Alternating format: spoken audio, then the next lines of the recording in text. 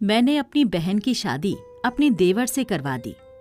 हर कोई हमें हसद भरी निगाहों से देखता, क्योंकि मेरा ससुराल बहुत अमीर था।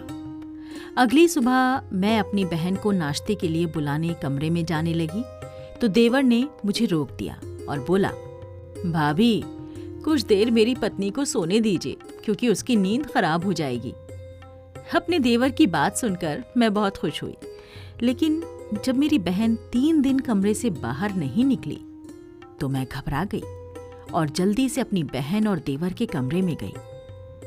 पर वहां के मंजर को देख मेरे पांव तले जमीन निकल गई, क्योंकि वहां पर तो आज मौसम खुशनुमा था, पर मेरी माँ बहुत परेशान थी क्योंकि उन्हें मेरी शादी की तैयारी जो करनी थी। फिर उन्होंने कहा, चलो आज के दिन मैं बाजार जाकर कुछ खरीदारी कर लेती हूँ। दरअसल पिछले 2 सालों से मेरी शादी मेरे पापा के दोस्त के बेटे अजीत से तय थी। सगाई होने के बावजूद लोग जल्दी शादी करने को तैयार नहीं थे। कोई ना कोई बहाना करके वो टाल देते। पर एक दिन पापा के दोस्त हमारे घर आए। हम उन्हें देखकर बहुत खुश हुए। उन्होंने पापा से कहा, देखो भाई, हमारे बच्चों की शादी बहुत दिनों से तय है, इसलिए मैं चाहता हूँ कि श्वेता और अजीत की शादी जल्दी से करवा दी जाए। उनकी बातों से हमारे घर में खुशियाँ आ गईं। हम लोग भी तो जल्दी ही शादी करना चाहते थे, इसलिए हमारे घर में मेरी शादी की जोरों शोरों से तैयारियां होने लगी। मैं भी बहुत खुश थी कि चलो, इतने दिनों के इंतजार के बाद अब कुछ ही दिन में मैं और अजीत एक हो जाएंगे। जब से मेरी सगाई अजीत से हुई थी, मैं उससे प्यार करने लगी थी और मन ही मन मैंने उसे अपना जीवन साथी भी मान लिया था।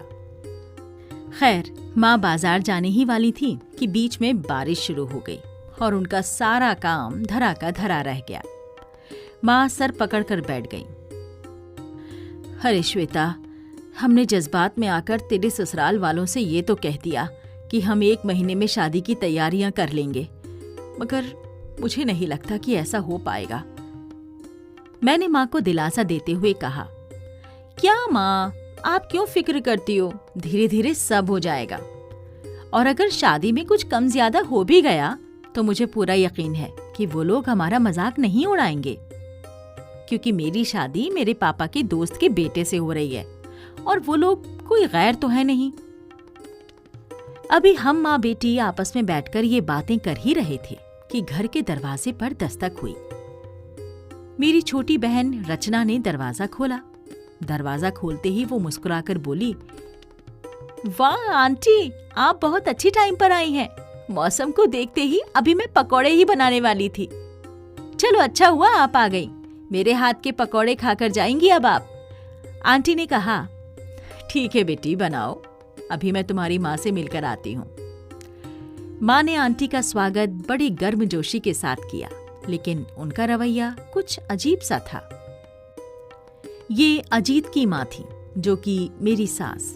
इन लोगों का आना जाना शुरू से ही हमारे घर पर था।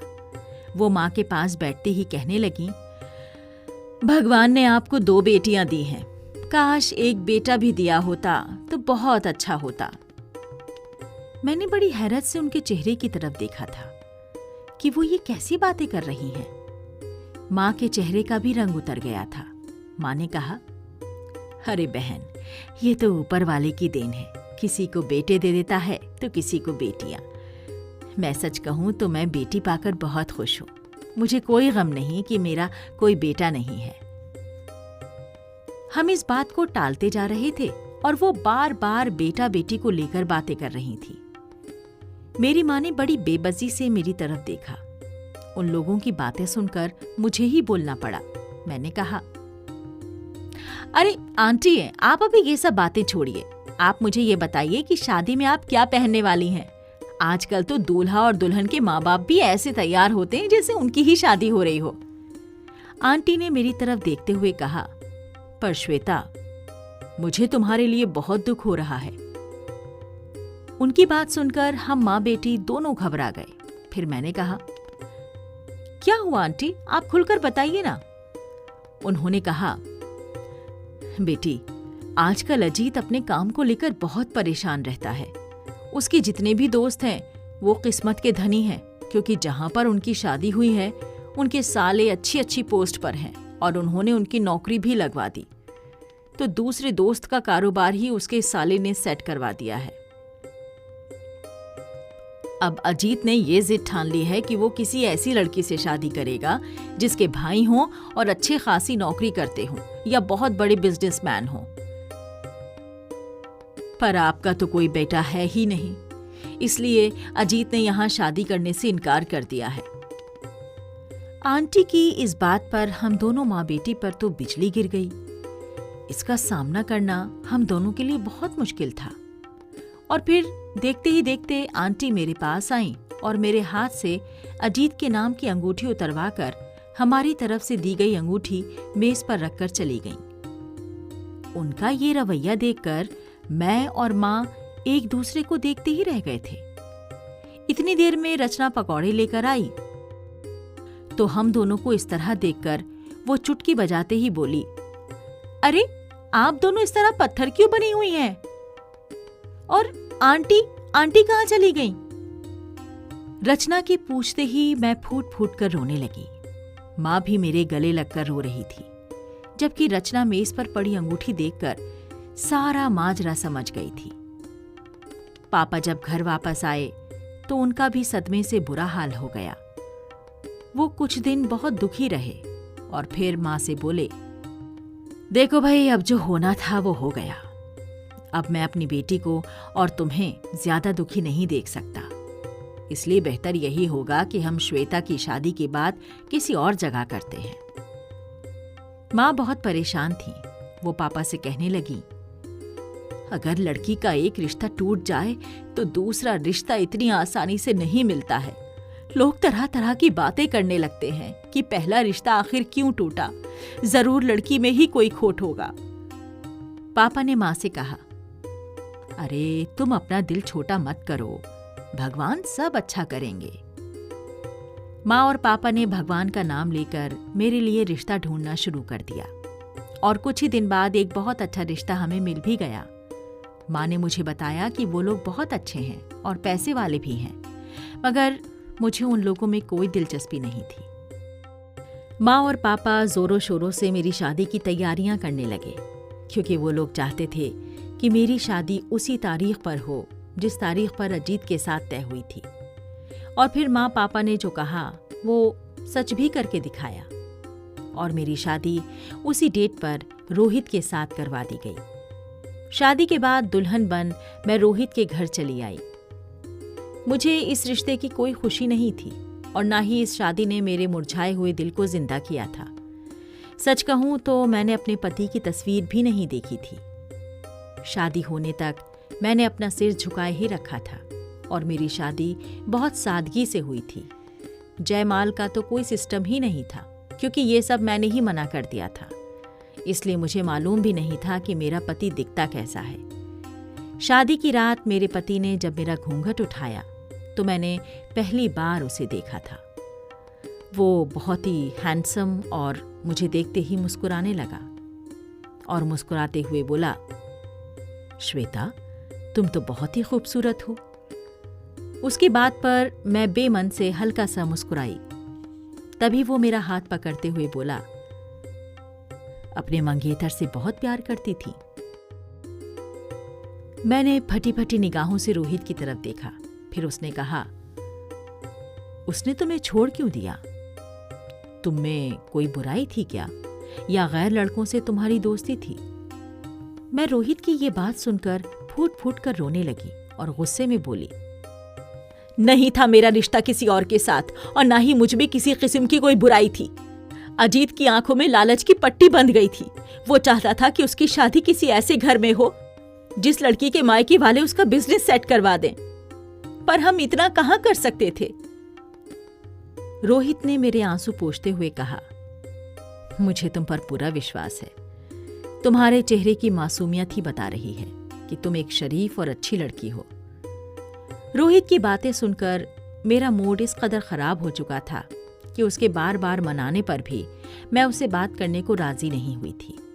फिर मैंने सर दर्द का बहाना किया और सोने के लिए लेट गई। मुझे रह रहकर बस यही बात सता रही थी कि क्या सारी जिंदगी मैं अपने पति के ताने ही सुनती रहूंगी।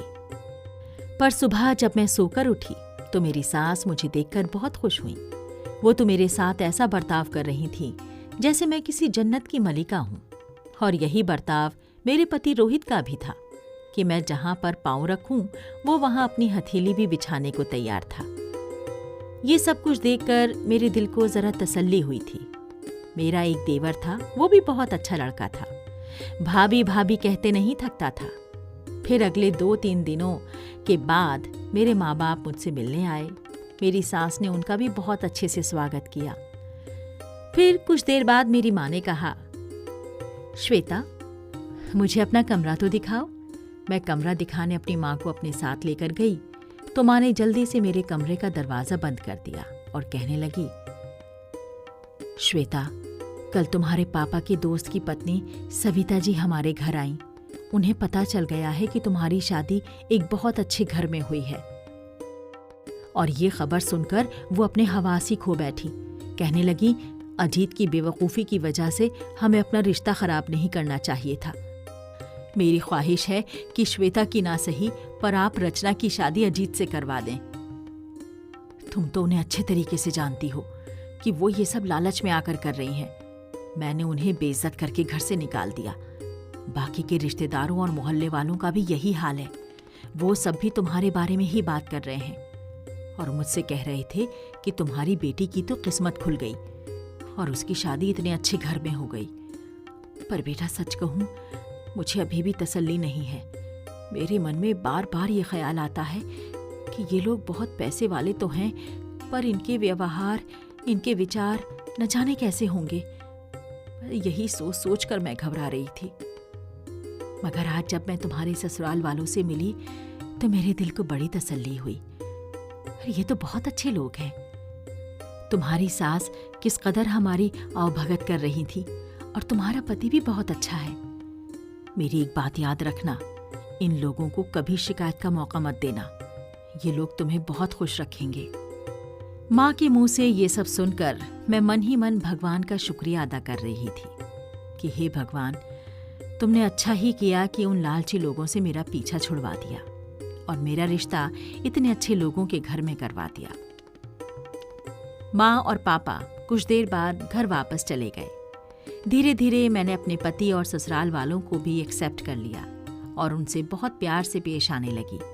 सब कुछ बहुत अच्छे से चल रहा था। मेरे पति ने तो मुझे हथेली का छाला बनाकर रखा था। एक दिन मेरी सास मेरे पास आई और कहने लगी, श्वेता बेटी, तुम तो बहुत ही अच्छी हो। मेरी ख्वाहिश है कि मेरे छोटे बेटे रौनक के लिए भी तुम्हारी ही जैसी कोई अच्छी लड़की मिल जाए तो कितना अच्छा होगा।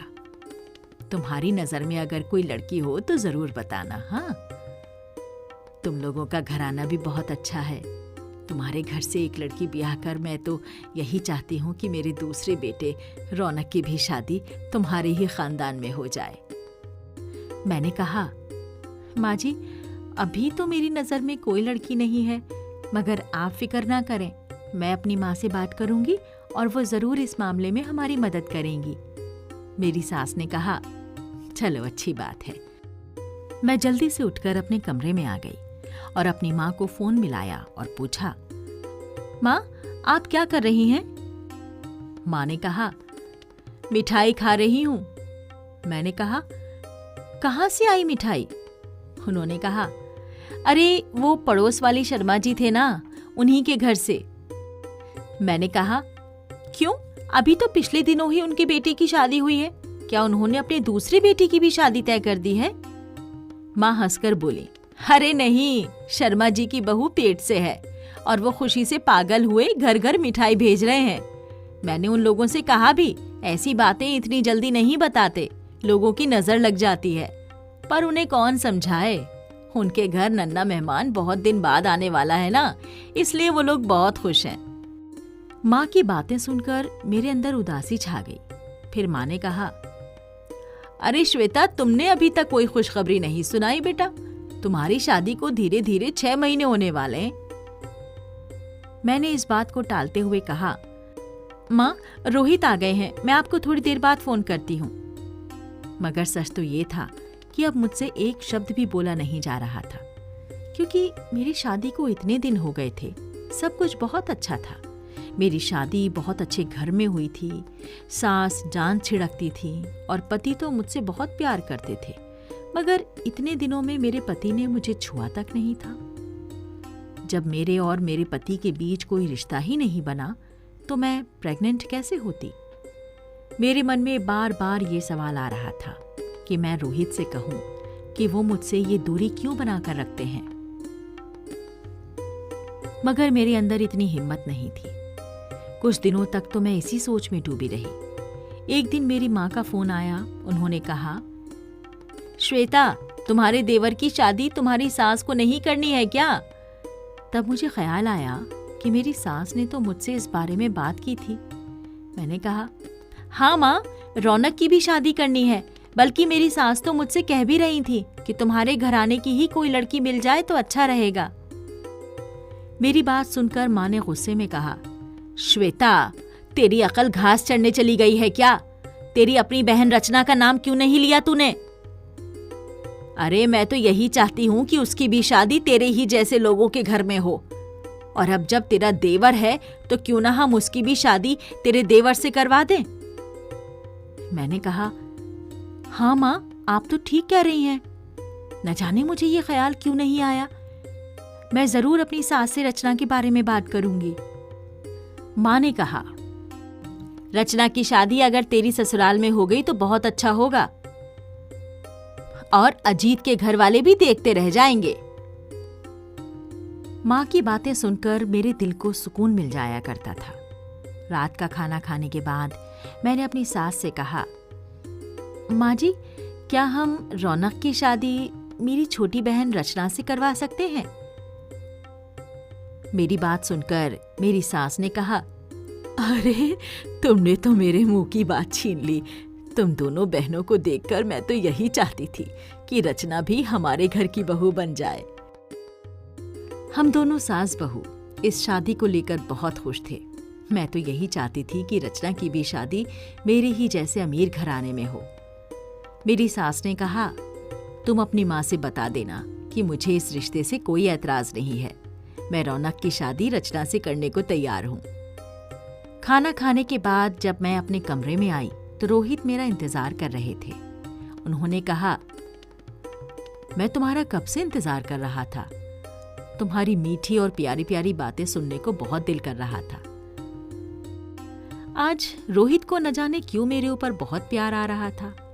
मैंने उनसे कहा, रोहित, मैं आपसे एक बात कहना चाहती हूँ। उन्होंने कहा, हाँ हाँ जरूर कहो। मैंने कहा, मैं चाहती हूँ कि हमारे घर भी एक नन्हा सा मेहमान आ जाए। मेरी बात सुनकर रोहित के चेहरे का रंग उड़ गया था। वो कुछ देर तक तो मेरी तरफ देखने लगे जैसे वो कोई जवाब सोच रहे हों। फिर उन्होंने कहा, श्वेता, तुमने तो मेरे दिल की बात कह दी, मगर मैं क्या करूं? तुम जैसे ही कमरे में सोने के लिए आती हो तुरंत सो जाती हो। मैं इस बारे में तुमसे बात करना चाहता था पर नहीं कर सकता था। मुझे लगता कि शायद तुम अभी इस चीज के लिए राजी नहीं हो। बस यही सब सोचकर मैंने तुमसे इस बात की कोई शिकायत नहीं की। रोहित की बात सुनकर मैं सोच में पड़ गई, क्योंकि वो बिल्कुल ठीक कह रहे थे। न जाने शादी के दिन से लेकर आज तक जैसे ही मैं कमरे में आती, पता नहीं कैसे मुझे तुरंत नींद आ जाती और मैं सो जाती। आज भी मेरी आंखें नींद से बोझल हो रही थीं और हम दोनों पति पत्नी की बातें अधूरी रह गईं। सुबह जब मैं सोकर उठी तो मेरे दिल पर बहुत ज्यादा बोझ था। मैंने देखा रोहित ऑफिस के लिए तैयार हो रहे थे। मैं जल्दी से उठकर बैठ गई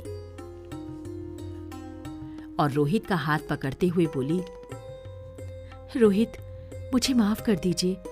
हमारी शादी को इतने दिन होने वाले हैं और हम अभी तक एक दूसरे से बहुत दूर हैं। आप कभी भी अपने दिल में ये बात मत लाइए कि मैं अभी तक अपने पहले मंगेतर को भूली नहीं हूँ और इसीलिए आपसे ये दूरी बनाकर रखी है। ऐसा कुछ नहीं है। आपके प्यार ने मुझे बहुत कुछ भुलाने पर मजबूर कर दिया है और मैं उसे कब का भुला चुकी हूँ।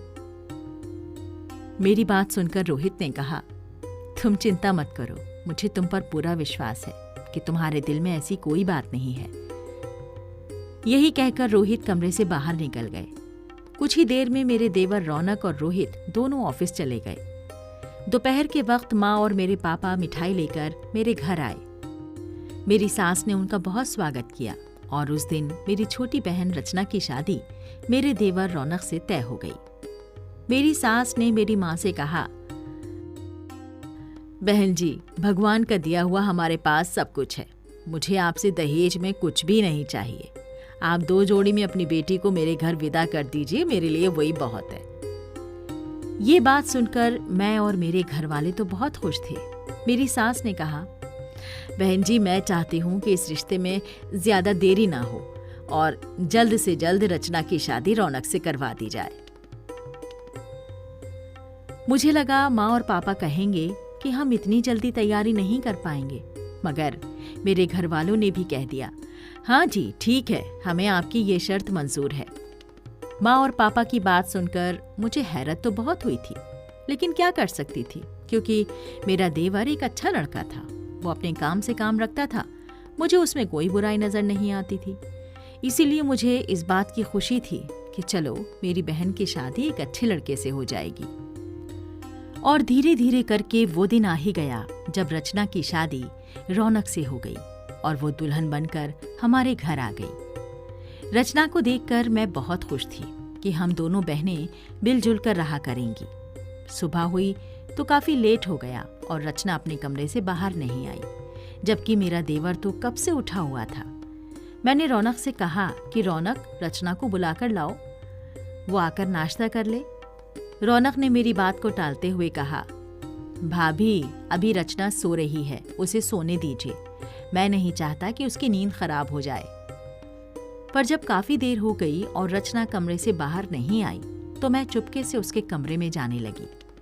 तभी मेरी सास ने मेरा हाथ पकड़कर रोक लिया और बोली, श्वेता, तुम ये मत समझना कि तुम्हारा देवर बहुत अच्छा है। वो बहुत गुस्से वाला है, इसलिए बेहतर यही होगा कि तुम उसके कमरे में मत जाओ। मैंने मजबूरी में अपना सर हिला दिया, लेकिन सच कहूं तो मुझे रचना पर भी बहुत गुस्सा आ रहा था। मैंने सोचा कि जब वो सोकर उठेगी तो मैं उसकी बहुत क्लास लूंगी कि इतनी देर तक कौन सोता है भला। पर मुझे नहीं पता था कि मेरा ये इंतजार इतना लंबा हो जाएगा। सुबह से दोपहर और दोपहर से शाम हो गई, लेकिन रचना अभी तक अपने कमरे से बाहर नहीं निकली थी। मेरे दिल में तो हौल सी होने लगी। कुछ समझ में नहीं आ रहा था कि क्या करूं। फिर कुछ ही देर बाद रचना अपने कमरे से निकलती हुई नजर आई। ये देखकर मेरे दिल को थोड़ा सुकून हुआ, लेकिन साथ ही साथ इस बात की हैरत भी हुई कि उसने अपना चेहरा छुपाकर क्यों रखा था। वो किचन की तरफ बढ़ी तो मैं जल्दी से उसके पीछे पीछे किचन में गई और उससे बोली, रचना, तुम इतनी देर तक क्यों सोती रह गई और इस तरह अपना चेहरा क्यों छुपा रखा है? इधर मुंह करो, सब ठीक तो है?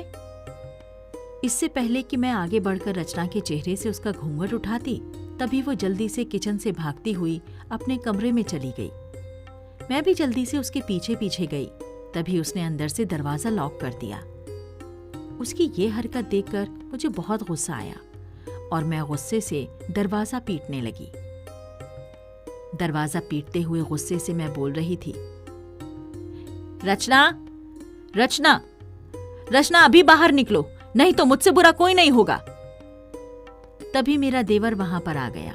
वो गुस्से से मुझे देखते हुए बोला, भाभी, आप मुझे और मेरी नई नवेली दुल्हन को थोड़ी प्राइवेसी देंगी?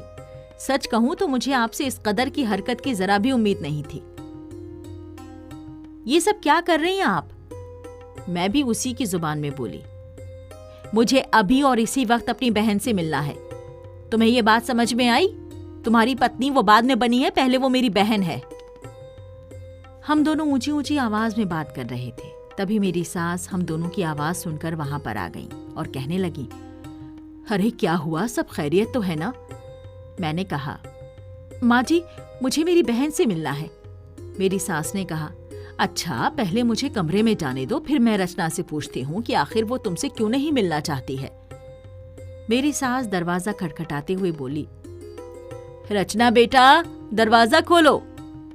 मेरी सास की आवाज सुनते ही रचना ने तुरंत दरवाजा खोल दिया और मेरी सास कमरे में चली गई। पर यह सब देखकर मैं बहुत हैरान थी कि रचना ने मेरे कहने पर दरवाजा क्यों नहीं खोला था। थोड़ी देर बाद मेरी सास कमरे से बाहर आई और कहने लगी,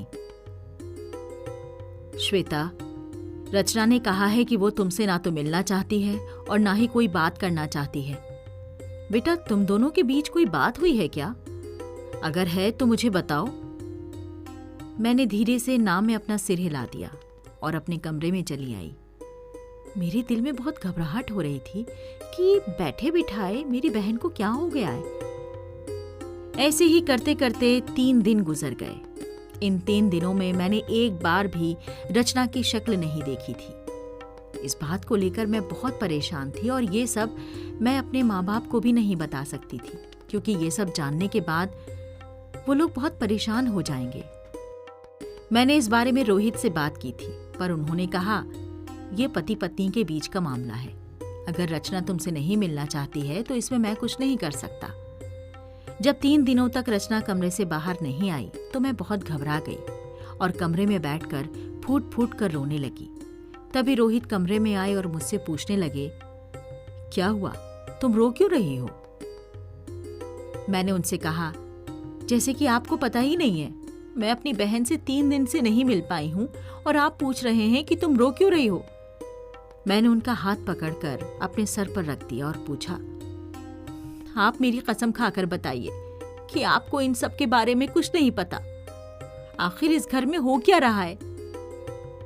कुछ देर तक तो वो मेरी तरफ देखते रहे, फिर उन्होंने कहा, मेरी एक बात मानोगी? मैंने कहा, हाँ, क्या बात है, बताइए। उन्होंने अपनी जेब से एक पुड़िया निकालकर मुझे पकड़ाई और कहने लगे, देखो श्वेता, आज खाने में तुम ये पुड़िया माँ और भाई के खाने में मिला देना।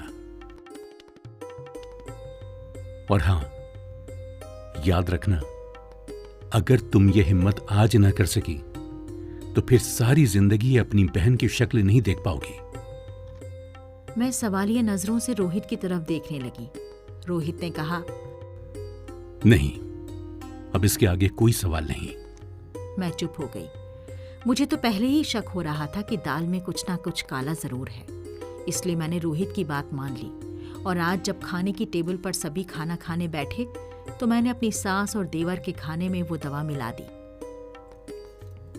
थोड़ी देर बाद ही मेरी सास और देवर कुर्सी पर बैठे बैठे ही लुढ़क गए थे। मेरे पति रोहित जल्दी से उठे और रचना के कमरे के पास जाकर बोले, रचना, जल्दी से दरवाजा खोलो, मैं हूं रोहित। रचना ने तुरंत दरवाजा खोल दिया। फिर रोहित ने हम दोनों बहनों को जल्दी से गाड़ी में बैठने को कहा। हम चुपचाप गाड़ी में बैठ गए थे। रोहित हमें उस घर से बहुत दूर लेकर आ गए। फिर उन्होंने गाड़ी रोक दी और कहने लगे, देखो श्वेता, तुम दोनों मेरी एक बात गौर से सुनो। तुम और तुम्हारे घर वाले जैसा हमें समझ रहे थे, हम लोग वैसे नहीं हैं। हम कोई खानदानी अमीर नहीं है, बल्कि हम लोग तो एक फ्रॉड हैं। हम दूसरे शहर में जाकर अच्छा सा घर किराए पर ले लेते हैं। हमारा रहन सहन देखकर लोगों को लगता है कि हम बहुत अमीर हैं। फिर हम गरीब लड़कियों से शादी कर लेते हैं, फिर उन्हें आगे अच्छे दामों में बेच देते हैं और फिर उस शहर से फरार हो जाते हैं। श्वेता, मैं तुम्हें भी हर रात नींद की दवाई दिया करता था ताकि तुम मुझसे किसी किस्म का सवाल न कर सको, क्योंकि हमारा इरादा यह था कि जैसे ही रौनक की शादी रचना से हो जाएगी तो हम तुम दोनों को एक साथ बेच देंगे। मगर तुम्हारे साथ इतने दिन रहते रहते मुझे तुमसे मोहब्बत हो गई, इसलिए मैंने तुम दोनों को उस घर से निकालने की कोशिश की और कामयाब भी हो गया। श्वेता, अगर तुम मुझे अपनाना चाहो तो मैं तुम्हारी खातिर ये जुर्म का रास्ता छोड़ दूंगा। इतना कहकर रोहित हम दोनों बहनों को हमारे माँ बाप के घर छोड़ आए। मैंने रचना से पूछा कि तुम मुझसे बात क्यों नहीं करती थी। उसने कहा, रौनक ने पहले दिन ही मुझे धमकी दे दी थी कि अगर मैं आपसे बात करूंगी तो ये लोग आपके साथ कुछ गलत कर देंगे, और इन लोगों ने मेरा मोबाइल फोन भी मेरे हाथ से छीन लिया था। मैं मजबूर थी इसीलिए वो लोग जैसा जैसा कह रहे थे मैं वैसा ही करती जा रही थी। ये बात मैंने अपने माँ बाप को बताई तो वो लोग भी ये सब सुनकर दंग रह गए थे। खैर, मैंने रोहित के साथ रहने का इरादा कर लिया। रोहित ने पुलिस में बात करके अपने सारे गैंग को पकड़वा दिया। रोहित मुझसे बहुत प्यार करते। हमारे पास ज़्यादा पैसे तो नहीं हैं, मगर मुझे इस बात का सुकून है कि भगवान ने मेरा घर उजड़ने से बचा लिया और मुझे उम्मीद है कि बहुत जल्द मेरी बहन रचना का भी घर बस जाएगा।